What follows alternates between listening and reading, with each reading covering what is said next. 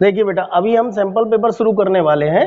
Subject है हमारा mathematics class 10 standard का सैंपल पेपर ले रहे हैं, सीबीएसई ने जो इश्यू किया वो। तो सैंपल पेपर में सबसे पहला क्वेश्चन है a and b are the two positive integers such that a is equal to pq plus q to the power 4 and b is equal to p square plus q to the power 3 where p and q are prime numbers. वो कह रहा है if HCF of ab is p to the power n q to the power n and LCM of ab is p to the power r q to the power s then m plus n in bracket r plus n in bracket उनका multiply क्या होगा। तो देखिए, अगर हम HCF लेते हैं तो HCF क्या होगा, p की पावर यहाँ पर 2 है, यहाँ 3 है, तो इसलिए हमने p की पावर 2 ले ली, क्योंकि जो दोनों में कॉमन होता है। ऐसे q की पावर 3 और 4, तो q की पावर 3 ले। LCM में जो कॉमन होता है उसकी मैक्सिमम पावर लेते हैं, इसलिए p की पावर 3 और q की पावर 4। फिर जो हमें दे रखा है उससे कंपेयर करेंगे, तो m से कंपेयर करेंगे 2, n से कंपेयर करेंगे 3, तो m की वैल्यू 2, n की वैल्यू 3, ऐसे ही r की वैल्यू 3, s की वैल्यू 4। हमें ये सॉल्व करना था, हमने यहाँ पर वैल्यू रिप्लेस की, m की वैल्यू 2, n की वैल्यू 3, इसी तरीके से r की वैल्यू 3, s की वैल्यू, इनको प्लस किया, 2 प्लस 3 5, 3 प्लस 4 7, मल्टीप्लाई किया 35, तो इसका आंसर हो गया C। देखिए बेटा, ये क्वेश्चन नंबर 2, तो हमें यहाँ पर लिखा हुआ let p be a prime number the quadratic equation having its root as factor of p is, तो इसका ऑप्शन होगा बी सही। समझाता हूँ आपको कैसे, बी ऑप्शन ले रहा हूँ मैं, x square minus p plus 1 into x plus p is equal to 0। अब देखिए, इसके अगर हम फैक्टर करें तो इसके फैक्टर होंगे, x कॉमन लिया तो x माइनस पी आएगा, 1 कॉमन लिया तो x माइनस पी आएगा, x माइनस 1 और x माइनस पी, यहां से x की दो वैल्यूज आएंगी 1 और p। अब देखिए बेटा, हमने क्वेश्चन नंबर 3 लिया है, वो कह रहा है alpha and beta are the zeroes of the polynomial. Polynomial दे रखिए fx is equal px square minus 2x plus 3p। और कह रहा है कंडीशन भी दे रहा है कि alpha plus beta means sum of the zeros equal to product of the zeros, then we have to find the value of p। p की value find करनी है, तो बिकॉज अकॉर्डिंग टू सॉल्यूशन अगर हम जाएं तो as we know that alpha plus beta equal minus B upon A होता है। तो अगर हम यहाँ पर वैल्यू रिप्लेस करें तो अल्फा प्लस बीटा, बी यहाँ पर ओ है माइनस का 2 और अपॉन पी, तो ये हो गया 2 अपॉन पी। इसी तरीके से alpha into beta C upon A के इक्वल होता है, और अल्फा प्लस बीटा की, अल्फा इंटू बीटा की वैल्यू हो गई 3 अपॉन पी। ओके, अब because as he saying that कि alpha plus beta equal to alpha into beta, तो ये हो गया 2 अपॉन, ये 3p अपॉन p होगा, तो p से p कैंसिल हो गया, इक्वल टू आ गया 3, तो ये हो गया 2 upon p equal to 3। Therefore p की वैल्यू हो गई 2 अपॉन 3, तो इसका आंसर ये p अपॉन 3 इसका आंसर है, value p is equal to 2 upon 3। Okay, कौन सा ऑप्शन सही है वो आप लगा लीजिए, इसका b ऑप्शन सही है।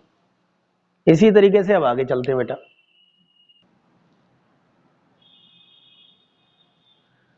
चलिए बेटा, अब आते हैं क्वेश्चन नंबर 4 पर। वो कह रहा है if the system of equations, equation दे रखे 3x plus y equal to 1 and another है 2k minus 1 in bracket x plus bracket k minus 1 y equal 2k plus 1। वो कह रहा है ये इनकंसिस्टेंट कंडीशन है, हमें k की वैल्यू फाइंड करनी है। सॉल्यूशन पर आएंगे तो सॉल्यूशन के अकॉर्डिंग पहले हमें a1 चाहिए, तो यहां से a1 आएगा 3, b1 चाहिए, b1 आएगा 1, c1 आएगा माइनस 1, इसको हम स्टैंडर्ड फॉर्म में कन्वर्ट कर लेंगे। a2 इज इक्वल टू आएगा 2k माइनस 1, b2 आएगा k माइनस 1 और c2 आएगा 2k प्लस 1। अब फॉर इनकंसिस्टेंट कंडीशन पर जाएंगे। Inconsistent means no solution condition, no solution condition means a1 upon a2 is equal b1 upon b2 but not equal c1 upon c2। Values replace करेंगे, 3 over 2k minus 1 is equal 1 over k minus 1 is not equal minus 1 over 2k plus 1, ये भी minus में आएगा पूरा। तो अब क्या करेंगे, हम इसको सॉल्व करते हैं, क्रॉस मल्टीप्लाई करेंगे, हम लेंगे 3 over 2k minus 1 is equal 1 over k minus 1, cross multiply करेंगे, 3k माइनस 3 हो जाएगा 2k minus 3k minus 2k is equal 3 minus 1, तो k इज इक्वल आ गया 2, ये आपका आंसर। तो k की वैल्यू कितनी होगी 2 होगी इसके लिए, समझ पा रहे हैं। तो इसका ऑप्शन कौन सा सही होगा, इसका ऑप्शन सही होगा डी। ठीक है, अब अगला चलते हैं। ठीक है बेटा, अब हमने नेक्स्ट क्वेश्चन लिया है 5। वो कह रहा है if the vertexes of a parallelogram PQRS taken in order are, P दे रखा है 3,4, Q दे रखा है -2,3, R दे रखा है -3, -2। हमारे को जो फोर्थ वर्टेक्स है S, उसके कोऑर्डिनेट्स फाइंड करने। तो मैं आपको इसका सॉल्यूशन समझाता हूं। कोऑर्डिनेट ज्योमेट्री का क्वेश्चन है। पैरेललोग्राम आप एक ड्रॉ कर लें।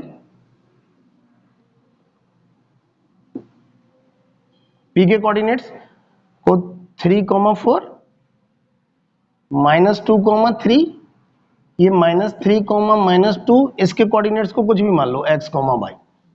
ठीक, अब because as you know that diagonals of parallelogram bisects each other,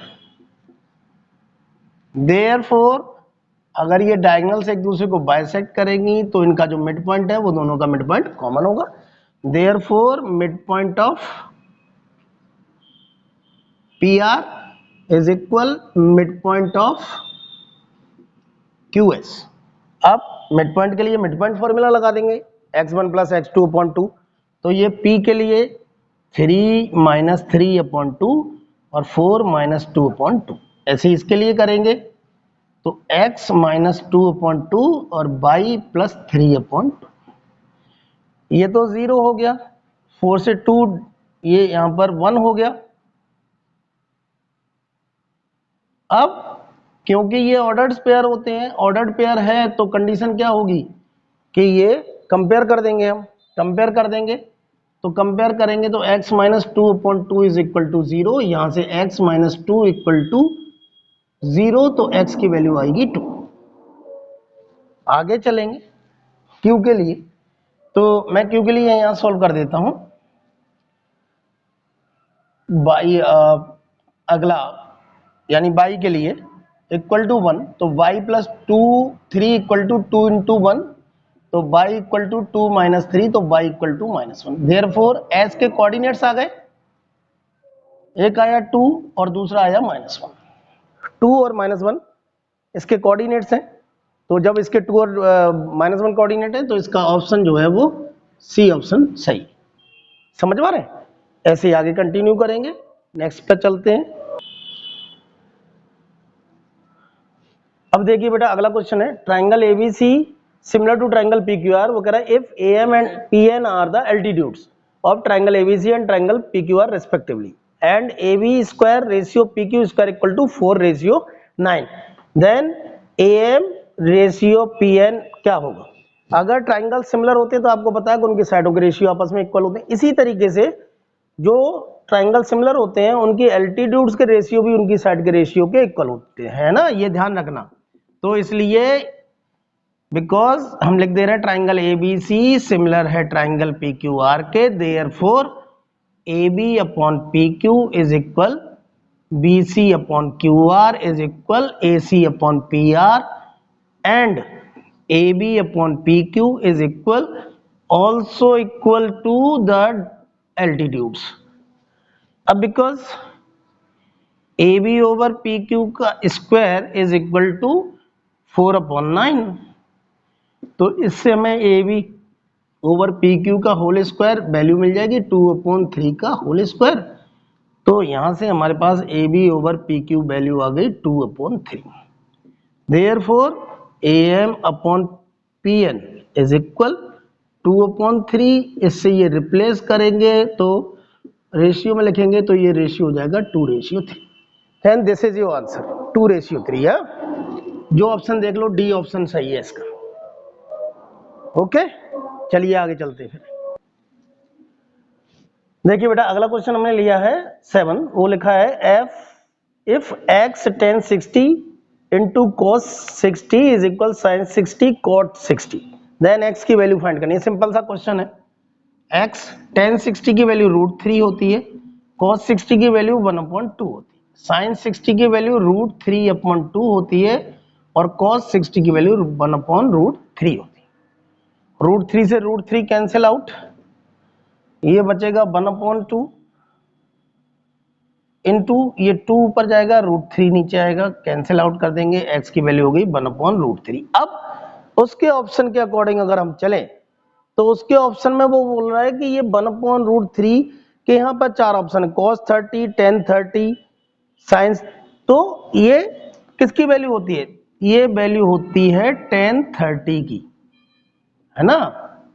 इसलिए कौन सा ऑप्शन सही हुआ? इसका ऑप्शन सही हुआ बी। समझ पा रहे हैं आप? देखिए बेटा, अब मैंने अगला क्वेश्चन लिया हुआ है, क्वेश्चन नंबर 8। वो कह रहा है if sin theta plus cos theta equal to √2 then we have to find the value of tan theta plus cot theta. क्या करेंगे? जो हमारे को दे रखा है, हमें दे रखा है sin theta plus cos theta equal to √2। इसको क्या कर देंगे? इसको कर देंगे स्क्वायरिंग बोथ साइड, दोनों तरफ स्क्वायर किया, तब ये हो जाएगा sin theta plus cos theta का होल स्क्वायर और ये √2 का स्क्वायर। तो ये हो गया sin square theta plus cos square theta plus 2 sin theta cos theta equal to 2। sin square theta plus cos square theta 1 होता है,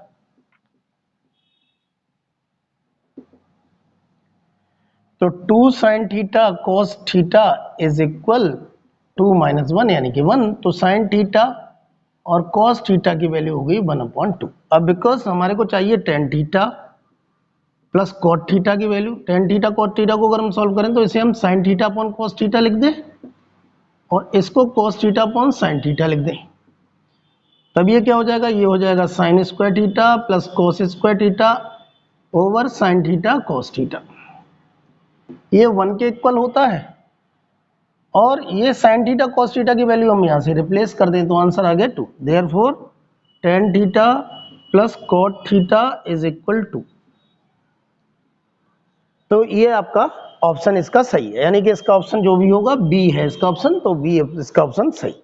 ठीक है, इसे नोट करिए, फिर आगे क्वेश्चन पर चलते हैं। देखिए बेटा, अगला क्वेश्चन है क्वेश्चन नंबर 9। इसमें दे रखा है ट्राइंगल में, इन ट्राइंगल एबीसी ये जो डीई है वो पैरेलल टू बीसी दे रखा है। एई इक्वल टू ए यूनिट्स, ये ए यूनिट्स है, ये बी यूनिट्स है, ये एक्स यूनिट्स है, ये वाई यूनिट्स है। अब क्योंकि अगर हम ध्यान से देखें तो ये ट्राइंगल एडीई जो है वो सिमिलर टू ट्राइंगल एबीसी है, सिमिलरिटी लग जाएगी ए सिमिलरिटी, क्योंकि अगर ये लाइन पैरेलल तो ये एंगल आपस में इक्वल होंगे, ये कॉमन एंगल है, और भी कंडीशन है वो भी का एंगल इक्वल होगा। तो देयरफॉर इसकी साइडों के रेशियो, इसकी साइडों के ratio means AE over AC is equal DE over BC, और एक और साइड वो भी ले लेते हैं एडी ओवर एबी होगा, लेकिन हम इसको भी नेग्लेक्ट करेंगे, चाहिए लेके नहीं। तो यहाँ पर एई की वैल्यू है ए, एसी यानी ए प्लस ए, तो ये हो जाएगा ए प्लस बी, और डीई की वैल्यू है एक्स और ये वाई, तो ये x इक्वल टू क्या हो जाएगा? ए वाई अपॉन ए प्लस बी, ये इसका आंसर है। समझ पा रहे हैं आप? ऐसे करना है इसको। अब अगला क्वेश्चन पर चलेंगे इसके बाद। हाँ बेटा, तो यहां पर दे रखा है ट्रेपेजियम एबीसीडी, इसमें A D parallel to B C and A D is equal to 4 centimetre. इसके अलावा और भी दिया हुआ है कि A O upon O C is equal D O upon O B equal to 1/2। हमें बीसी की वैल्यू फाइंड करनी है। अब क्योंकि ट्राइंगल एओडी सिमिलर होगा ट्राइंगल सीओबी के ए सिमिलरिटी से, अगर ऐसा है तो क्या होता है? साइडों के ratio AO over OC is equal DO over OB is equal AD over BC, और इनकी दोनों की वैल्यू हमारे को पहले से ही दे रखी है कितनी? 1/2। तो AD over BC is equal to 1/2, और AD की वैल्यू भी दे रखी है 4 सेंटीमीटर, तो इसलिए BC की वैल्यू हो जाएगी 8 सेंटीमीटर। समझ गए? इसी तरीके से आगे कंटिन्यू करेंगे।